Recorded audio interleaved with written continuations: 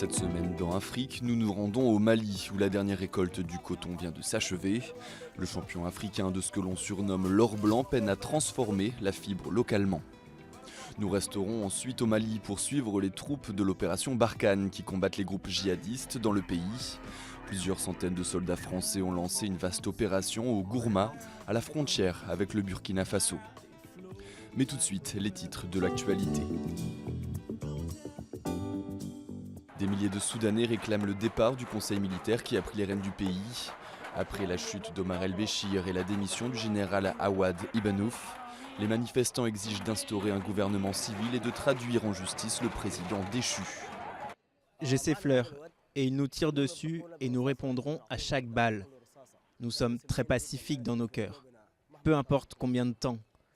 D'abord, nous voulons un gouvernement démocratique, rationnel, sans gouvernement militaire.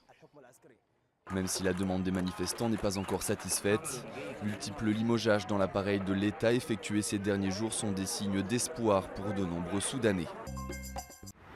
Au moins 6 personnes ont été tuées par des tirs de roquettes mardi soir dans la capitale libyenne. Fayez al-Sarraj, le chef du gouvernement libyen d'union nationale, reconnu par la communauté internationale, a imputé cette attaque à son rival, le maréchal Khalifa Haftar. Nous présenterons tous les documents à la Cour pénale internationale l'accusant d'être un criminel de guerre et de commettre des crimes contre l'humanité. Nous, les Libyens, serons forts devant ce criminel.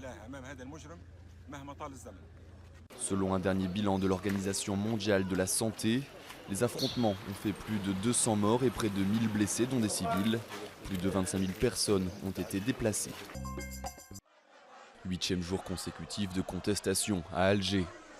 Quelques jours après la démission du président du Conseil constitutionnel, Tayeb Belaïz, les étudiants ont protesté devant le siège de la Poste contre le chef de l'armée, le général Ahmed Gaïd Salah. Les manifestants souhaitent des élections libres et équitables. Ils estiment que les dirigeants issus du système de Bouteflika ne peuvent les garantir.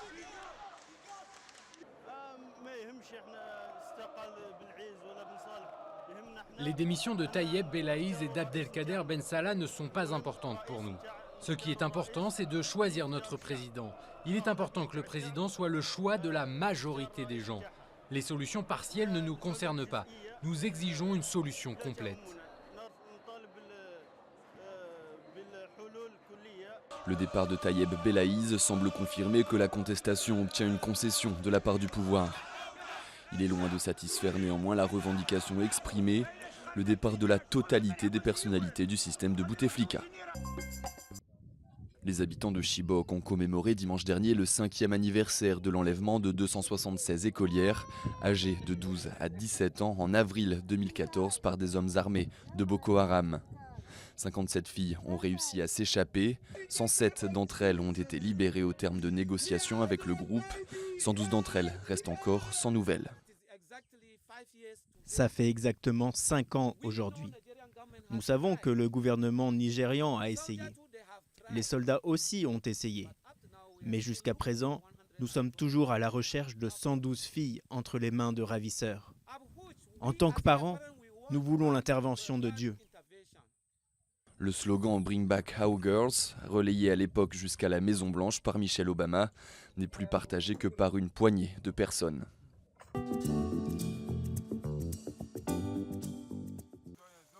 On le surnomme l'or blanc. Le coton, un produit délicat, récolté minutieusement à la main. Il est devenu le principal produit d'exportation du Mali. Pour encourager son développement, le gouvernement subventionne son engrais. Le secret d'une récolte rentable, une fibre de qualité. C'est bénéfique car ceux qui cultivent du coton ont des engrais.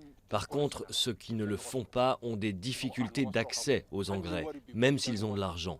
Il nous arrive de cultiver aussi du maïs, en plus du coton.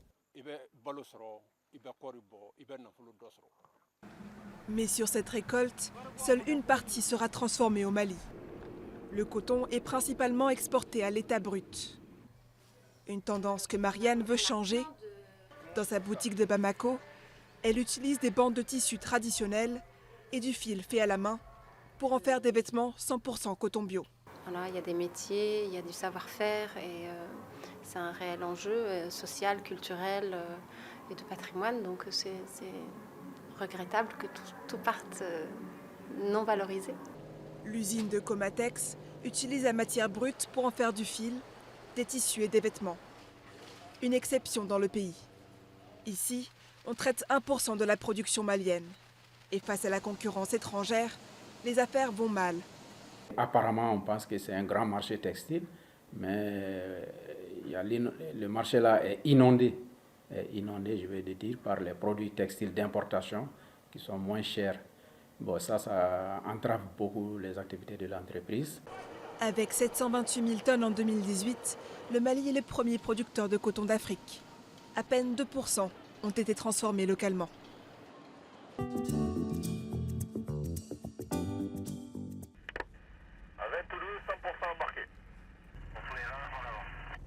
Une trentaine de véhicules blindés et de camions de ravitaillement s'élancent sur la RN16 entre Gossi et Ombori, au centre du Mali, dans le Gourma, zone frontalière du Burkina Faso.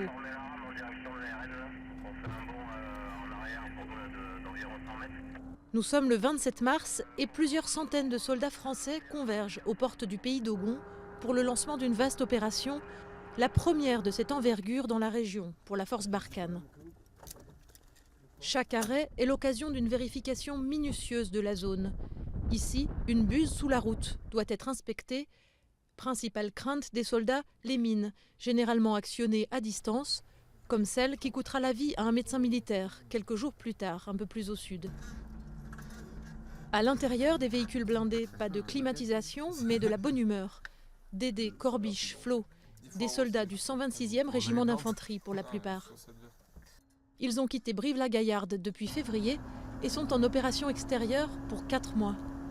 Pour Kevin, 22 ans et bientôt papa, c'est la première OPEX. Chez moi, j'ai décidé de faire ce métier-là parce que déjà, j'aime le risque, j'aime le fait de dire aussi au final que je protège mes proches, que je sers mon pays, que j'aide mon prochain, que j'aide mes anciens, etc. Et que je suis, quoi. Il y a des gens qui se sont battus pour qu'on puisse être là. Donc je vois pas pourquoi nous, on pourrait pas prendre la même voie, en fait. Ce que j'aime bien quand on est en OPEX ou que ce soit sur le territoire, en fait, c'est la cohésion, en fait, la vie de famille en fait, qu'on a ici à l'armée. En fait, c'est pas donné à tout le monde. La vie du convoi, ce sont aussi des temps morts. Quand il faut s'arrêter pendant plusieurs heures, les soldats jouent aux cartes ou aux échecs. Des moments qui forgent aussi l'esprit de groupe. Le convoi s'installe pour la nuit, en base avancée provisoire. Les véhicules blindés servent de protection au campement pour une nuit à la belle étoile. Un peu de lecture, après un bon dépoussiérage des armes. Au Sahel, le sable s'immisce partout. C'est reparti pour un tour. On attend le top départ et puis on verra bien. Au petit matin, le convoi se remet en route. Encore 35 km à parcourir. Là, on a passé la nuit sur zone. Là, on va reformer la rame des véhicules pour se diriger vers Ombori. 3 heures de route supplémentaires seront nécessaires pour rejoindre la base des forces armées maliennes qui sert de point de départ à cette opération majeure.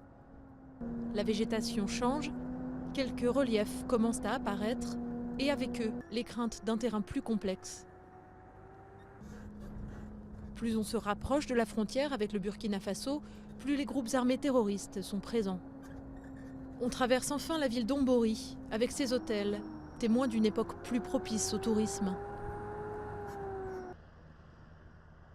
Le paysage est à couper le souffle, mais pour les soldats, pas le temps de l'admirer. Manger, Corbiche. On repart très vite. Une ration militaire et il faut se remettre en route.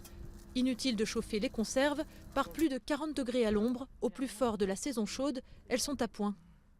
Préparez les optiques de nuit, parce que ça va se finir, il fera très vite nuit.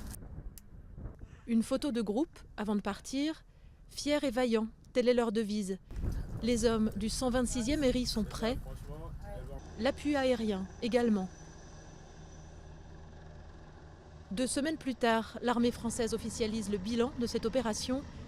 La force Barkhane, aidée par l'armée malienne, a démantelé un camp d'entraînement et une plateforme logistique et plus d'une trentaine de djihadistes ont été neutralisés.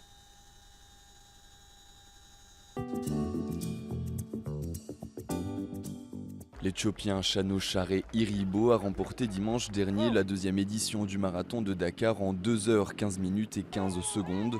Chez les dames, la Kenyane Jebet Salina est arrivée première en 2h43 minutes et 15 secondes. Environ 11 000 participants se sont inscrits aux différentes courses de 10 km, semi-marathon et marathon.